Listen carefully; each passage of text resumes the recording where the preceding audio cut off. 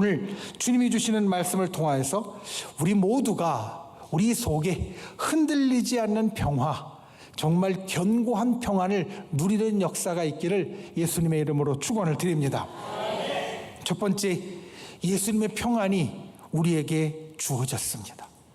예수님의 평안이 내게 주어졌습니다. 오늘 우리가 보는 말씀, 요한복음 14장 말씀은 죽음을 앞둔 예수님의 말씀입니다. 예수님의 고별연설이라고 불리는 부분 가운데 들어 있습니다. 죽음 직전에 예수님은 제자들에게 말씀하십니다. 나의 평안을 너희에게 주노라. 이 말씀을 들은 제자들, 그들의 마음은 오늘 우리가 이 말씀을 볼 때 마음과는 조금 달랐을 겁니다. 왜냐하면 우리는 지금 모든 상황을 다 알고 보고 있습니다. 예수님께서 이 말씀을 하시고 다 내어주셨다라는 마지막 순간이라는 것을 알고 있습니다. 그러니 예수님의 비장함도 우리는 알고요. 예수님이 말씀하시는 평화가 무엇인지 우리는 좀 보다도 잘 알 수 있습니다. 그런데 제자들은 그렇지 않았습니다. 제자들은 지금 그냥 여느 때와 같이 예수님의 말씀을 받아들였을 겁니다. 왜냐하면 예수님이 제자들과 다니면서 항상 가르침을 주셨으니까 오늘 이 저녁에 하시는 말씀도 예수님이 평상시에 우리에게 주셨던 말씀과 같은 말씀이겠지라고 생각하면서 받아들였을 겁니다. 이들은 예수님이 곧 돌아가실 걸 몰랐습니다. 그렇기 때문에 이 예수님의 말씀을 그냥 보통으로 받아들였지만 우리는 안다라는 겁니다. 극심한 고통, 죽음이라는 고통을 바로 앞에 두고 예수님이 나의 평안을 너희에게 주노라 라고 말씀하셨다라는 겁니다. 예수님이 이 말씀하실 때 이때 상황을 보면 여기에는 두 편의 사람들이 있습니다. 하나는 죽음을 앞둔 예수님입니다. 그리고 다른 한편은 누구냐? 꿈과 소망에 부풀어 있는 제자들입니다. 이 제자들이 왜 꿈과 소망에 부풀어 있었느냐? 예수님이 마지막 유월절 만찬을 하시는 고별 연설을 하시는 이때에 예수님이 이런 말씀을 하시잖아요. 너희가 서로 사랑해라. 내가 너희에게 다시 말하노니 너희가 서로 좀 사랑해라. 그런데 예수님이 왜 그 말씀을 하셨느냐? 제자들이 바로 싸우고 있었기 때문입니다. 무엇 때문에 싸웠느냐? 제자들은 꿈과 소망으로 가득 부풀어 올랐습니다. 어떤 꿈과 소망이냐면 예수님이 곧 왕이 되실 거야. 왜냐하면 얼마 전에 예루살렘에 들어오셨잖아요. 왕과 같이 입성하셨잖아요. 그러니까 예수님이 곧 왕이 되실 거야. 그러면 내가 2인자가 돼야지. 아니야, 내가 2인자가 될 거야. 내가 예수님 우편에 앉을 거야. 너는 좌편에 앉아. 이런 것들로 서로 다투고 있었습니다. 그러니까 예수님 말씀하시는 겁니다. 그러지 말고 서로 좀 사랑하라고. 자, 한편은 예수님입니다. 이제 곧 돌아가실 분이십니다. 한편은 꿈과 소망에 부풀어서 내가 더 높은 자리에 올라가리라고 생각하는 사람들입니다. 그러면 이 두 편의 사람들 가운데 누구에게 평안이 있겠습니까? 우리가 보통 생각하면 이쪽에 평안이 있어야 합니다. 제자들이 더 평안이 있어야 될 겁니다. 그런데 이 두 편의 사람들 가운데 그 마지막 만찬의 자리에서 평안을 가지고 있던 사람은 누구였느냐? 아이러니하게도 죽음을 앞둔 예수님이었다라는 겁니다. 제자들은 평안을 누리지 못하고 있었습니다. 오늘 우리가 보는 요한복음 14장의 1절 말씀은 이렇게 우리에게 말합니다. 너희는 마음에 근심하지 말라. 지금 제자들이 근심하고 있다는 겁니다. 그러니까 근심하지 말아라. 오늘 우리가 암송하는 요한복음 14장 27절도 그 하반절에 이렇게 이야기합니다. 너희는 마음에 근심하지 말고 두려워하지도 말아라. 지금 제자들이 근심하고 있습니다. 평안이 없는 것은 둘째치고요. 평안의 반대인 근심이 이 제자들 가운데 꽉 들어가 있어서 그래서 예수님은 근심하지 말라라고 말씀하시고 있다는 겁니다. 우리의 모습도 그렇습니다. 우리도 이 땅을 살아가며 많은 근심을 합니다. 내 자신의 일에 근심하고 자녀들의 일 때문에 근심하고 부모님의 일로 근심하고 또 다른 가족들의 일로 우리는 근심합니다. 때로는 내가 공부하는 것 때문에 근심하고 때로는 내가 일하는 것 때문에 근심하고 때로는 나라 때문에 근심하고 때로는 다른 일들로 우리 가운데 항상 근심이 있습니다. 우리는 사는 내내 사실 이 근심에 쌓여 있습니다. 근심을 떨칠 여유도 없습니다. 그런 우리에게 주님은 말씀하십니다. 너희는 근심하지 말아라. 여러분, 예수님의 평안은 우리에게 참 중요합니다. 왜냐하면 예수님의 평안은 하늘의 평안이고, 예수님의 평안은 흔들리지 않는 평안이고, 예수님의 평안은 모든 것을 넘어서는 평안이기 때문입니다. 사실 사람들은 보통 세상이 주는 평안을 찾습니다. 세상이 나에게 주는 평안, 외부에서 나에게 주어지는 평안, 외면으로 나에게 나타나는 평안. 그런데 여러분, 외부에서 우리에게 평안을 줄 수도 있습니다. 그런데 이 평안은 조금만 창수가 나도 무너집니다. 조금만 바람이 불고 조금만 파도가 일어도 무너집니다. 여러분, 세상과 그리고 물질이 우리에게 주는 평안은 결코 길지 못합니다. 깊지도 못합니다. 이것들은 짧고 얕습니다. 조금만 문제가 있어도 무너질 수밖에 없다라는 겁니다. 그런데 주님이 주시는 평안은 세상과 같지 않습니다. 죽음을 앞둔 예수님, 절대로 평안할 수 없는 그 상황에서 예수님이 가지셨던 평안은 외부의 상황에서 누리는 평화가 아니라 내면 깊은 곳에서 솟아나는 평화였기 때문입니다. 세상 일에 흔들리는 평화가 아니라 세상 일에 흔들리지 않는 굳건한 평안이었기 때문입니다. 이것은 사실 예수님께서 이 땅에서 제자들과 함께 보내시는 시간 내내 우리들에게 보여주신 것이었습니다. 오병이의 기적이 나타났던 그 순간 제자들은 수천 명을 먹여야 한다라는 의무감 때문에 초조했습니다. 걱정했습니다. 그런데 예수님은 평온했습니다. 그냥 떡 5개와 물고기 2마리로도 충분하다고 생각하고 오히려 하나님 앞에 감사 기도를 했습니다. 제자들은 풍랑을 맞아 두려워했습니다. 소리치며 어찌할지 몰랐습니다. 그런데 그때도 예수님은 평온하셨습니다. 오히려 풍랑 속에서 예수님은 주무셨습니다. 베드로가 예수님을 잡으러 온 군사들과 싸우기 위하여 칼을 뽑아들고 그리고 대제사장의 종의 귀를 잘랐는데 예수님은 그의 귀를 치료해 주시기 위하여 칼을 드는 것이 아니라 손을 드셨습니다. 예수님이 보여주셨던 모습은 언제나 평안한 모습이셨습니다. 위기 앞에서 그 평안을 흔들리지 않으셨고, 위험 앞에서도 마음의 평안을 빼앗기지 않으셨고, 위협 앞에서도 예수님은 근심하거나 두려워하지 않고 평안을 지키셨다라는 겁니다. 그리고 이 평안을 우리에게 주신다고 말씀합니다. 죽음을 맞이하시는 시간에 내 평안을 너희에게 준다라고 말씀하십니다. 여러분, 기억하십시오. 우리는 예수님의 도를 깨우친 도인입니다. 예수님이 우리 속에 계십니다. 그리고 예수님의 평안이 우리 속에 있습니다. 예수님이 우리에게 주셨습니다. 예수님을 붙잡고 살면 이 평안을 누릴 수 있습니다. 세상을 붙잡고 사는 것이 아니라 주님을 붙잡고 살 때 우리가 이 평안을 누릴 수 있습니다. 이 주님이 주시는 평안을 아멘으로 받아들이는 분들 되시기 바랍니다.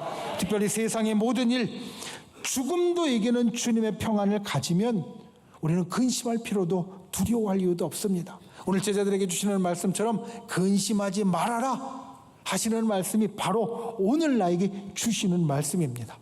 주님의 구원은 모든 것을 뛰어넘는 종말적인 구원의 평안이고, 주님의 평안은 이 땅의 인생을 넘어서서 영혼의 끝까지 우리에게 주어지는 평안입니다.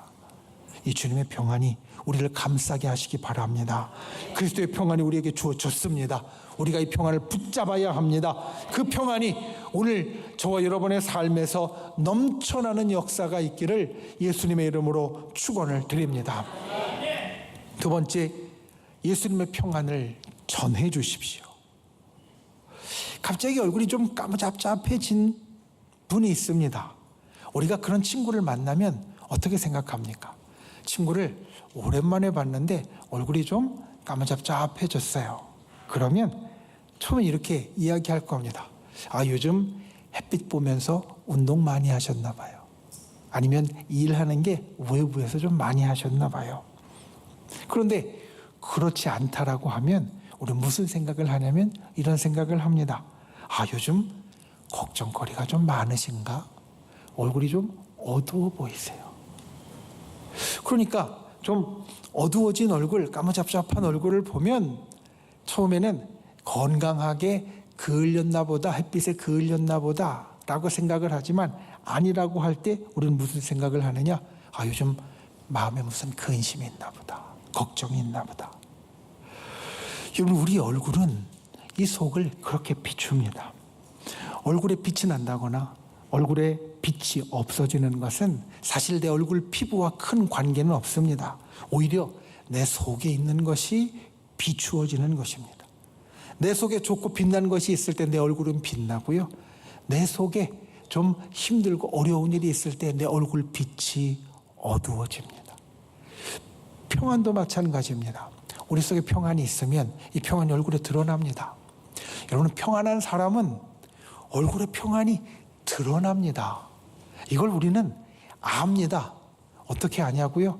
그냥 압니다. 사람들을 보면 저 사람의 얼굴이 지금 평안의 빛을 내는지 아니면 근심의 빛을 내는지 조금만 같이 있으면 우리는 알 수 있습니다. 그런데 이 평안의 빛도요, 정도가 있습니다. 그냥 딱 봤을 때는 좀 평안한 것 같은데 그 평안이 간당간당하게 있는 것인지 아니면 넘치게 있는 것인지 조금 이야기해보면 우리 느낄 수 있습니다. 왜냐하면 그 얼굴빛의 평안이 막 흔들리면서 있는 것 같을 때는 간당간당하게 있는 겁니다. 마치 이 끝에 있어서 살짝 밀면 떨어질 것 같이 좀 위태위태하게 그 평안함을 유지하고 있는 것과 이 평안이 넘치게 있어서 밀어도 밀리지 않고 쉽게 넘어지지 않을 것 같은 그런 여유가 느껴질 때 그 평안은 우리가 다르게 느낍니다. 예수님이 우리에게 주신 평안은 어떤 평안인가? 또 내가 도인으로서 예수님께 받아가지는 평안은 어떤 평안인가? 간당간당하게 무슨 일이 있으면 쉽게 폭 쓰러질 것 같은 평안이 아니라 여유 있고 넘치는 평안이 주님이 우리에게 전하시고 우리에게 주시는 평안이라는 겁니다. 여러분, 우리가 주님의 평안을 가질 때 그 평안은 조금 상황이 안 좋아지면 고갈되어질 평안이 아니라 폭풍 속에서도 여전히 넘치는 평안입니다. 주님이 내게 주시는 평안은 그냥 내 삶을 간신히 유지할 정도의 평안이 아니라 넘치도록 여유 있게 힘 있게 하시는 평안이다. 그와 같은 평안을 갖는 분들이 되시기를 예수님의 이름으로 축원을 드립니다. 이 넘치는 평안에 중요한 특징이 있습니다. 넘친다라는 말 그대로 지금 있는 곳을 넘어서 흘러간다라는 말, 내게서 다른 사람에게로 전해진다라는 뜻입니다. 주님이 넘치는 평안을 가지셔서 그 넘치는 평안이 우리에게 미쳤듯이 우리가 넘치는 평안을 갖게 되면 우리가 어떻게 되어지느냐? 우리도 평안을 주는 사람이 된다라는 겁니다. 여러분, 이게 주님의 평안을 가진 사람의 큰 특징입니다.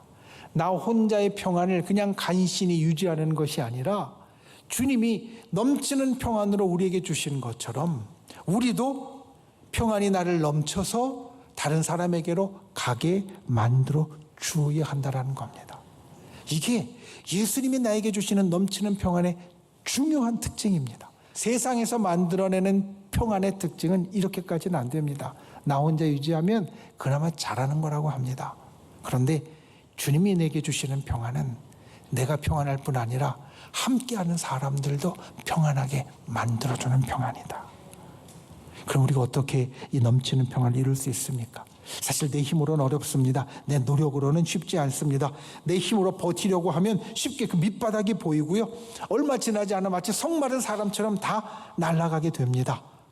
이 넘치는 평안을 가지려면 어떻게 해야 하는가? 오늘 우리가 보는 요한복음 14장 27절 바로 앞에 26절을 보면 예수님이 이렇게 말씀하십니다. 보혜사 곧 아버지께서 내 이름으로 보내실 성령 그가 너희에게 모든 것을 가르치고 내가 너희에게 말한 모든 것을 생각나게 하리라. 주님이 보내신 성령님과 함께 해야 한다라는 말씀입니다.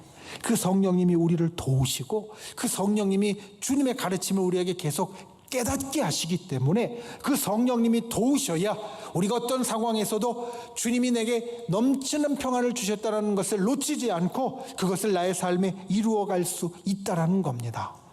성경 가운데 보면 극한 상황 가운데에서도 이런 넘치는 평안을 보이는 사람이 있습니다. 빌립보에서 붙잡혀서 옥에 갇혔던 바울과 실라도 그 중에 한 사람입니다. 이들이 빌립보에서 복음을 전하다가 누명을 썼습니다. 억울하게 옥에 갇혔습니다. 그리고 부당하게 매도 맞았습니다. 보통 때 평안했던 사람도 이런 상황에 다다르면 아무리 인내심이 많아도 힘들 겁니다.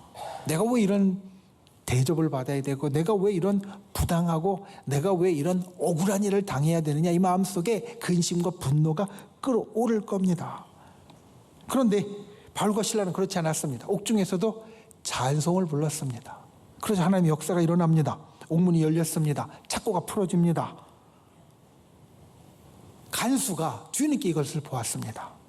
그러면서 옥에 있는 사람들, 옥문들이 다 열렸으니까 도망갔다라고 지레짐작하고 자결하려고 했습니다. 내가 이제 이 옥을 제대로 못 지킨 책임을 물어서 그냥 처형을 당하니 스스로 죽는 게 낫겠다. 죽으려고 했습니다. 그랬더니 바울과 실라가 어떻게 했느냐? 그러지 말라고. 우리 여기 그대로 다 있다고. 아무 일 없다고. 오히려 그 죽으려는 간수를 말리고 그 간수를 위로합니다. 생각해보면 위로의 상대가 바뀌었습니다. 보통같이 여기면 이 간수가 바울과 실라를 위로했어야 될 겁니다. 아, 당신들 억울하게 옥에 갇혀서 이렇게 고초당하고 있는데 괜찮아요. 조금만 참아봐요. 내일 아침 되면 괜찮을 거예요. 풀려날 수도 있을 거예요. 간수가 이렇게 위로하는 게 정상적일 겁니다. 그런데 반대로 지금 누가 누구를 위로하고 있느냐? 바울과 실라가 옥 안에서 바깥에 있는 간수에게 괜찮다고, 우리 여기 그대로 다 있으니까 안심하라고 그렇게 위로하고 있다라는 겁니다. 바울과 실라가 그렇게 위로할 수 있었던 이유, 그것은 바로 성령님이 이들을 빌립보로 인도하셨기 때문이고, 빌립보에서 있었던 일들 가운데 성령님이 함께해 주셨기 때문입니다. 바울과 실라는 여러 어려운 상황들, 심지어 옥중에서도 성령님과 함께 하니까 오히려 간수를 위로하는 넘치는 평안을 가질 수 있었다라는 겁니다. 여러분 기억하십시오. 성령님은 하나님의 현존입니다. 성령님은 하나님의 능력입니다. 성령님은 우리의 신앙을 도우시고 이끄십니다.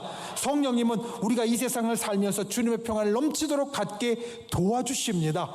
우리가 가진 평안이 넘쳐서 다른 사람에게 흘러가고 그들을 위로할 수 있도록 만들어 주십니다. 이 성령님의 역사가 우리에게 있어야 합니다. 성령님은 사실 항상 이런 역사를 하십니다. 갈라디아서 5장 22절과 23절에는 우리가 잘 아는 성령의 9가지 열매가 나옵니다. 성령의 열매 9가지면 사랑과 희락과 화평과 오래 참음과 자비와 양성과 충성과 온유와 절제라고 이야기하는 이 9가지 열매들. 그런데 이것을 곰곰이 잘 생각해 보십시오. 열매는 보통 내 속에 열리는 겁니다. 성령의 열매는 내 속에 열리는 겁니다. 사랑과 희락과 화평과 오래 참음과 자비와 양성과 충성과 온유와 절제. 그런데 이 9가지를 생각해 보면 내 속에 열리는 건데, 내 속에 평안을 이루지만 다른 사람들에게도 평안을 주는 겁니다. 사랑, 내 속에도 좋은 거지만 사랑 받는 사람에게도 좋은 거고요. 희락, 기쁜 건데 나의 기쁨을 보는 사람도 좋고요. 화평, 혼자 할 수 없는 겁니다. 같이 화평해야 되는 겁니다. 오래 참음, 내가 오래 참는 건 내일뿐만 아니라 밖에서 오는 일도 오래 참는 겁니다. 자비, 당연히 다른 사람에게 좋은 거고요. 양선, 선한 것을 더 많이 행하는 것, 나뿐만 아니라 다른 사람에게 좋은 겁니다. 충성, 온유, 절제. 이 전부 다 성령의 9가지 열매는 내게 좋은 것뿐만 아니라 나와 함께하는 다른 사람들에게도 영향을 주고 그들도 좋게 만드는 것이 되어진다는 겁니다. 그러니까 성령이 우리 속에서 역사하시면 내가 좋아질 뿐 아니라 나와 함께하는 다른 사람들도 좋아지고, 성령이 우리 가운데 역사하시면 주님의 평안이 내 속에 넘치게 될 뿐 아니라 나와 함께하는 다른 사람들에게도 그 평안이 흘러가게 된다라는 겁니다. 예수님이 말씀하십니다. 나의 평안을 너희에게 주노라. 우리도 그 평안을 받았기에 그처럼 평안을 주는 분들이 되시기 바랍니다. 예수님이 주시는 평안의 특징이 넘쳐서 흐른다라는 겁니다. 그것이 내게 흘러왔고, 그리고 내가 성령님과 함께 할 때, 내 힘으로만이 아니라 성령님과 함께 할 때 우리의 평안도 넘쳐서 흘러가게 될 줄 믿습니다. 나 때문에 평안한 사람이 되게 하십시오. 내가 어디에 가든지 나 때문에 평안한 사람. 우리가 이렇게 함께 모였는데 저 장로님으로부터 넘치는 평안이 우리 모두에게 있어. 우리가 이렇게 함께 모였는데 저 권사님으로부터 넘치는 평안이 우리 모두에게 있어. 우리가 이와 같은 말을 들을 수 있는 주님의 평안을 가진 저와 여러분이 되시기를 예수님의 이름으로 축원을 드립니다. 말씀을 맺습니다. 예전에 이 평안에 대해서 이야기를 할 때 우리가 살폈던 예화가 하나 있습니다. 한 청년이 있습니다. 이 청년은 어느 날 내가 살면서 꼭 갖고 싶은 것들을 종이에 적어 보았습니다. 여러분, 내가 살면서 꼭 갖고 싶은 것, 보통 사람들이 적는 것을 이 청년도 적었습니다. 건강, 지식, 명예, 사랑, 권력, 돈, 이런 것들을 적었습니다. 그리고 이걸 적고 나서 자기가 평상시에 존경했던 어른, 사실 이 친구가 유대인이었기 때문에 랍비를 찾아갔습니다. 랍비에게 찾아가서 적은 것을 보여주면서 이야기합니다.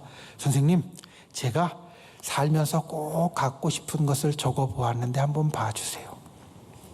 그러자 그 랍비가 그 목록을 한참 들여다보더니 이 청년을 향해서 말합니다. 이보게, 자네가 여기 적어온 건 참 훌륭한 소원들이네. 그리고 충분히 이유가 있고 일리 있는 목록이라고 나는 생각하네.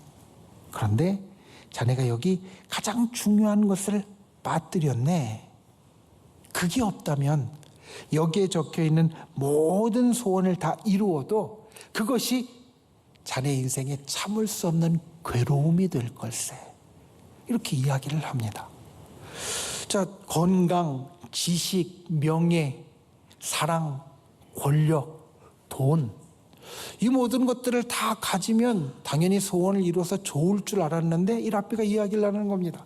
이 모든 것들을 다 이루어도 이게 없으면 그게 자네에게 참을 수 없는 괴로움이 될 걸세. 그래서 청년이 물었습니다. 선생님, 제가 뭘 빠뜨렸습니까? 그 청년이 묻자 이 랍비가 그 적어온 목록, 종이에 적은 목록을 줄을 쫙 긋은 다음에 그 밑에 이렇게 적습니다. 마음의 평화. 이 청년이 이걸 보고 큰 충격을 받았습니다. 내가 원하는 소원을 다 이루어도 마음의 평화가 없으면 이것들이 오히려 나에게 근심이 되는구나. 좋은 게 아니라 근심이 되는구나. 그래서 건강보다, 지식보다, 명예보다, 사랑보다, 권력이나 돈보다 더 중요한 것이 마음의 평화다라는 것을 깨닫습니다. 그리고 이 청년은 후에 랍비가 되었습니다. 그리고 책을 씁니다. 책 제목이 무엇이냐? 마음의 평화입니다. 영어로 Peace of Mind. 그리고 이 책은 뉴욕타임스의 베스트셀러에 1년 넘게 1위를 하는 아주 큰 영향을 주는 책이 됩니다. 이 청년의 이름이 조슈아 리브만입니다. 다른 모든 것이 있어도 마음의 평안이 없으면 오히려 그것이 내게 근심거리가 된다, 괴로움이 된다. 주님은 그것을 알기에 지금 내가 크다, 내가 높다, 내가 예수님 우편에 앉을 거야, 내가 예수님 우편에 앉을 거야, 내가 2인자가 될 거야, 서로 싸우는 제자들에게 말합니다. 내 평안을 너희에게 주노라. 이 땅을 살아가면서 그 평안을 굳게 붙잡는 분들이 되시기 바랍니다. 그리고 내게 넘쳐온 예수님의 평안을 내 옆에 있는 사람들, 그리고 세상에 있는 사람들에게 넘쳐서 전해줄 수 있는 귀한 분들이 되시기를 예수님의 이름으로 축원을 드립니다.